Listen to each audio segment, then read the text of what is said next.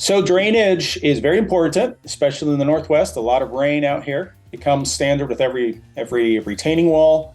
We put in a like a 2 to 4 inch clean drain rock. Sometimes that varies a little bit. We try to go for at least a foot of drainage to come within about a foot to 2 feet from the top of the wall. Sometimes we'll beef that up if it's receiving a big water load. Let's say it backs up to a hill and a lot of water comes down. And then at the bottom of that drain system, we put a perforated pipe in some cases. Sometimes it's not needed because the ground is self-draining and we just need to get the water to the bottom of the ground. But in most cases, we'll put in a perforated pipe and it functions like a French drain. It collects that water and shoots it out, in which case we'll either daylight it, which means it will evacuate out from behind the wall, or we'll tie it into an existing drain system. Let's say there's a drain that goes out to the front of the house or back to a gully or something. But it's always a big consideration how we're going to drain and maybe if there's other existing drains that will tie into it to help prolong the life of the wall.